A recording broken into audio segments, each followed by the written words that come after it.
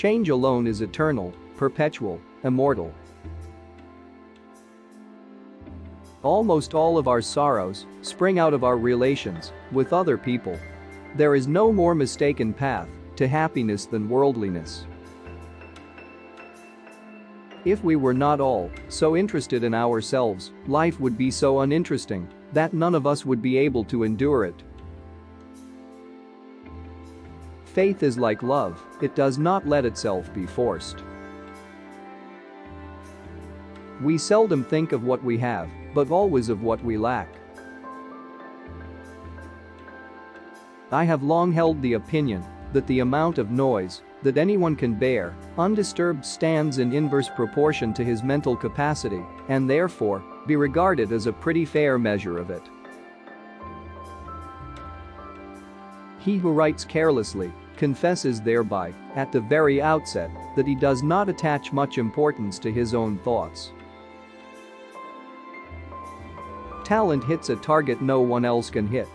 Genius hits a target no one else can see.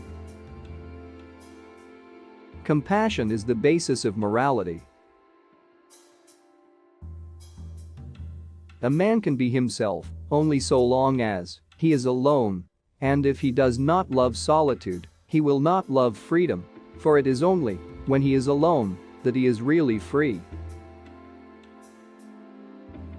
Mostly it is loss which teaches us about the worth of things. The assumption that animals are without rights and the illusion that our treatment of them has no moral significance is a positively outrageous example of Western crudity and barbarity. Universal compassion is the only guarantee of morality.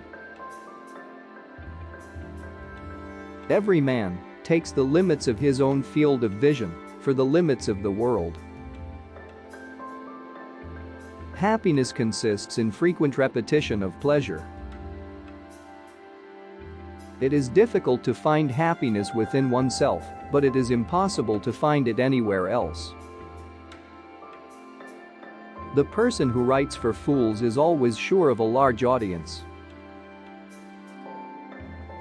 They tell us that suicide is the greatest piece of cowardice, that suicide is wrong, when it is quite obvious that there is nothing in this world to which every man has a more unassailable title than to his own life and person. Every miserable fool who has nothing at all of which he can be proud adopts as a last resource pride in the nation to which he belongs. He is ready and happy to defend all its faults and follies, tooth and nail, thus reimbursing himself for his own inferiority. One should use common words to say uncommon things. Compassion for animals is intimately associated with goodness of character, and it may be confidently asserted that he who is cruel to animals cannot be a good man. Man can do what he wills, but he cannot will what he wills. That when you're buying books, you're optimistically thinking you're buying the time to read them. Life is a constant process of dying. We forfeit 3/4 of ourselves in order to be like other people. A sense of humor is the only divine quality of man. A high degree of intellect tends to make a man unsocial. We will gradually become indifferent to what goes on in the minds of other people when we acquire a knowledge of the superficial nature of their thoughts, the narrowness of their views, and of the number of their errors. Whoever attaches a lot of value to the opinions of others pays them too much honor. It would be better if there were nothing.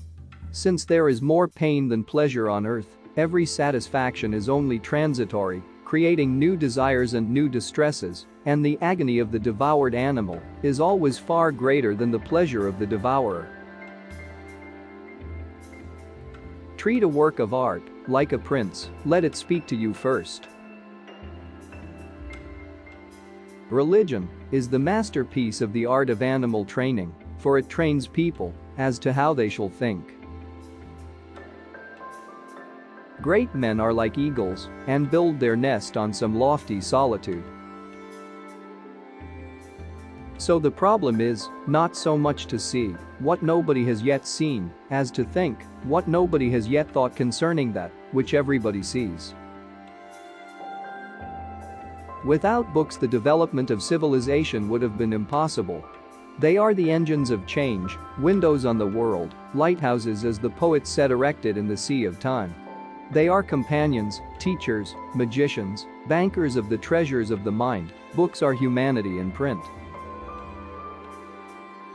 Life swings like a pendulum, backward and forward, between pain and boredom. No rose without a thorn, but many a thorn without a rose. Hope is the confusion of the desire for a thing with its probability. We can regard our life as a uselessly disturbing episode in the blissful repose of nothingness. Philosophy is a science and as such has no articles of faith. Accordingly, in it nothing can be assumed as existing except what is either positively given empirically or demonstrated through indubitable conclusions. Marrying means to have one's rights and double one's duties. I have not yet spoken my last word about women. I believe that if a woman succeeds in withdrawing from the mass, or rather raising herself from above the mass, she grows ceaselessly and more than a man.